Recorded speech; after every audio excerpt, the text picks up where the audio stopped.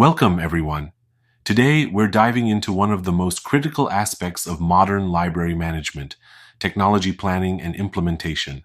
Libraries are no longer just about books, they're dynamic hubs of information and innovation.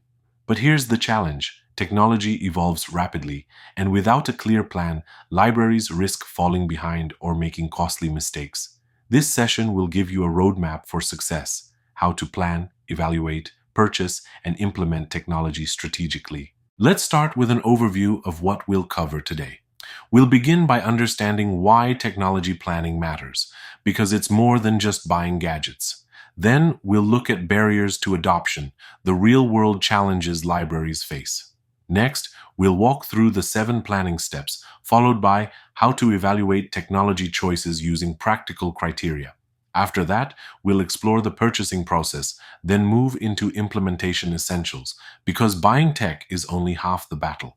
We'll also examine a case example that brings these concepts to life, and finally, wrap up with key takeaways you can apply immediately. Technology is the backbone of modern libraries.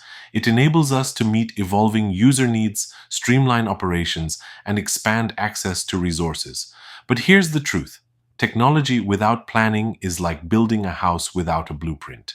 You might end up with something, but will it serve its purpose?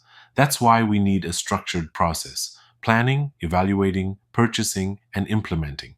This ensures that every technology decision aligns with your library's mission and enhances service delivery. Think of this as building a bridge between your library's goals and the tools that make them possible. So, why does planning matter? First, it ensures purposeful investment.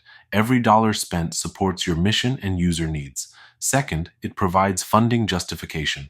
When you can show evidence of need and impact, you're more likely to secure grants or budget approvals. Third, planning enables strategic decision-making, helping you prioritize initiatives and allocate resources effectively. And finally, it fosters proactive innovation. Instead of reacting to trends, you'll anticipate them, keeping your library relevant in a digital-first world. Of course, planning doesn't happen in a vacuum. There are barriers, and they're significant. Burke's survey, which gathered responses from library professionals, paints a clear picture of the challenges we face. Let's break this down. Budget constraints top the list, with 81% of respondents citing funding shortfalls or competing priorities. This isn't surprising. Libraries often operate under tight budgets, and technology can be expensive. Think about what this means. Even if you identify a critical need, you might have to delay implementation or seek external funding through grants or partnerships. Next is staff time and skills. 66% of respondents said they lack time to implement new technology, and 50% reported insufficient skill sets. This is a double-edged sword. Even if you buy the right technology, who will install it, maintain it, and train others? Without adequate staffing or training, technology can become a burden instead of a benefit. Administrative restrictions were noted by 48% of respondents, often from external governing bodies or funding agencies. These restrictions can slow down decision-making or impose rigid procurement processes, making it harder to innovate quickly. Lower on the list, but still important, are concerns about mission alignment, 17%, and patron interest, 16%. This tells us that libraries are asking the right questions. Does this technology fit our mission? Will our patrons actually use it? What's fascinating about these numbers is what they reveal about library culture. Libraries want to innovate, but they're cautious, and rightly so. These barriers aren't just obstacles, they're checkpoints that force us to think critically about every decision. So, what's the takeaway? Recognizing these barriers early helps you craft plans that are realistic and achievable. It means building flexibility into your timeline, budgeting for training, and engaging stakeholders to overcome resistance. In short, barriers aren't roadblocks, they're signposts guiding us towards smarter, more sustainable technology adoption. This is the heart of our session: the 7 steps that make technology planning work. These aren't just theoretical, they're practical actions that give structure to what can otherwise feel overwhelming. Let's dive deeper into each step and why it matters. Step 1. Inventory current technology. Start by asking, what do we already have? This isn't just a quick glance at your equipment, it's a thorough audit. Burke emphasizes that an inventory serves multiple purposes. It reveals outdated or underperforming technology that needs replacement. It uncovers hidden assets, software or peripherals you forgot you had that could be repurposed. It identifies gaps you didn't realize existed. Without this baseline, you risk buying things you already own or overlooking critical needs. Think of this as taking stock before you shop. Step 2. Conduct a needs assessment. Now, shift from what you have to what you need. This step is about listening and observing. Burke suggests multiple methods: staff observations, are patrons waiting too long for computers, are workflows bogged down by slow systems, patron requests, what are they asking for, ebook readers, makerspaces, surveys and suggestion boxes, proactive tools to capture ideas from both staff and patrons, technology sampling, try a pilot program, introduce a few tablets or a new interface and gauge reactions. The goal here is evidence-based planning. Needs assessment isn't just about collecting wish lists, it's about validating demand and feasibility. Step 3. Investigate options. Once you know what you need, research your options. Burke advises looking beyond the obvious. Explore vendor demos, read reviews, and learn from other libraries. Sometimes the best solution isn't the one you first imagined. Stay open to new ideas and emerging technologies, but balance innovation with practicality. Step 4. Set priorities and justifications. Here's where strategy kicks in.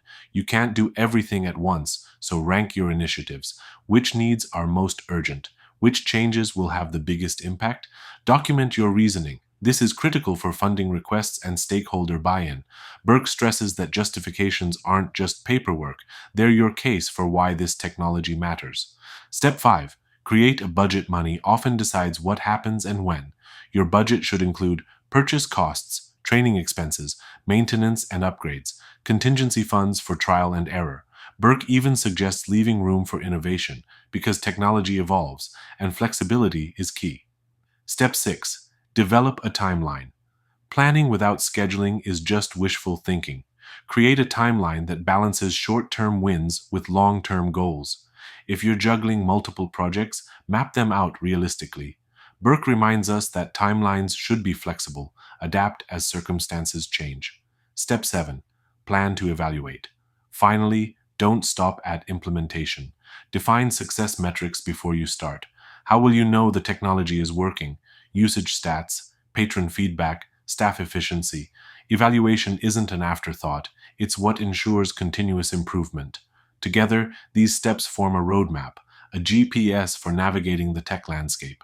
They turn uncertainty into clarity and help libraries move from reactive to proactive technology management. Before you buy, pause and evaluate. This is where many libraries stumble. They rush to purchase without asking the hard questions.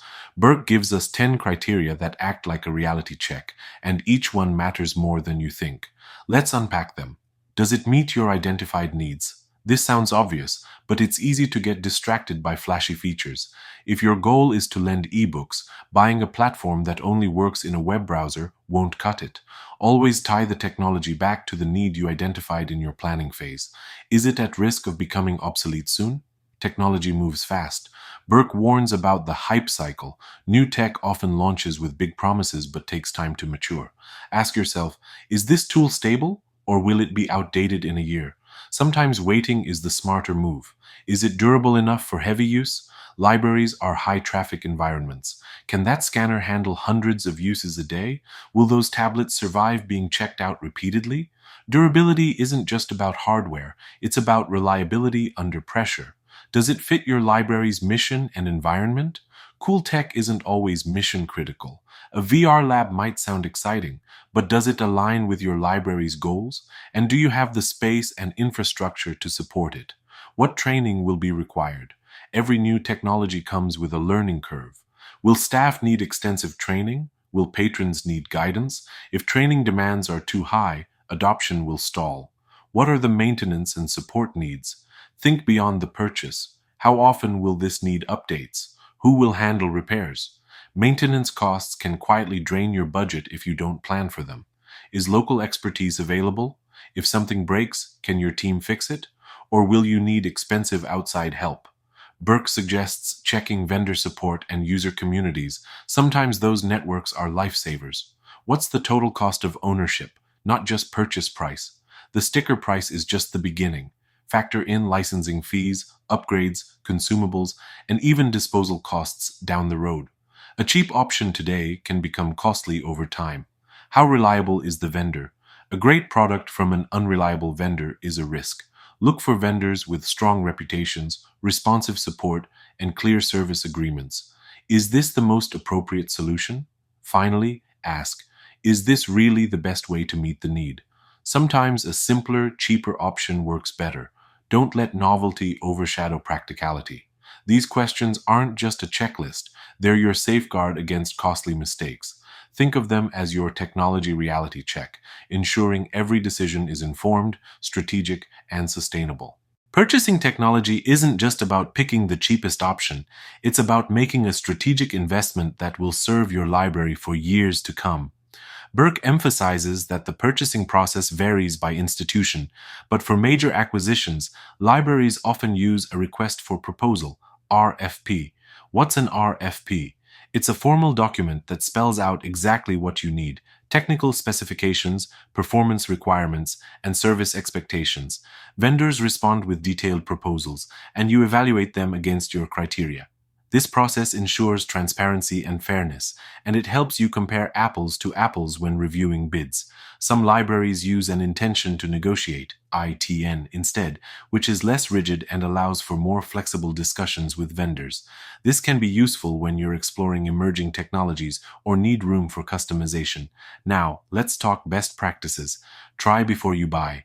Burke strongly recommends testing technology before committing. Use vendor demos, pilot programs, or visit other libraries that already use the product. Compare multiple models. Don't settle for the first option that looks good. Explore alternatives to ensure you're getting the best fit for your needs and budget. Know when to stop comparing and make a decision. Overanalysis can lead to paralysis. Once you've gathered enough data, trust your process and move forward. Remember, the goal isn't just to buy, it's to buy smart. A well-managed purchasing process protects your budget, ensures accountability, and sets the stage for successful implementation. Implementation is where the rubber meets the road. You've done the planning, secured the funding, and purchased the technology. Now it's time to make it work in your library. But here's the truth. Implementation isn't just technical, it's cultural.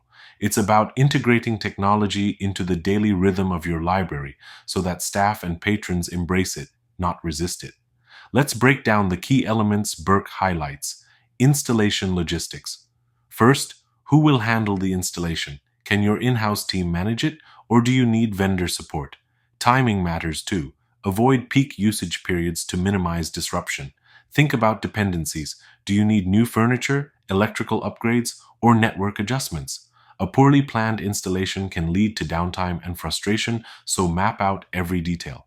Training technology is only as good as the people who use it. Training isn't optional, it's essential, and it's not one size fits all. Staff need deeper knowledge, including troubleshooting skills, while patrons need simple, clear instructions. Burke suggests multiple formats: hands-on sessions, cheat sheets, video tutorials, and vendor resources.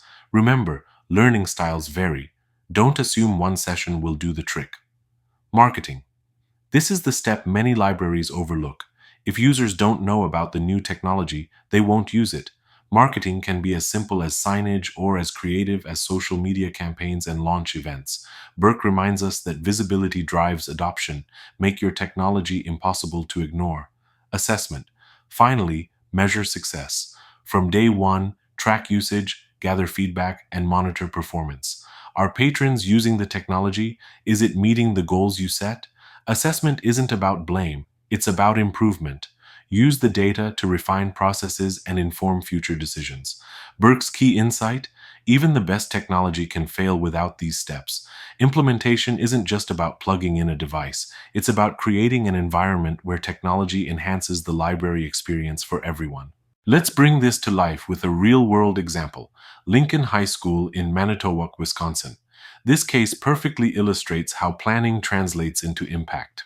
The district had a bold goal: put a device in every student's hands to enhance digital learning and access to Google Classroom.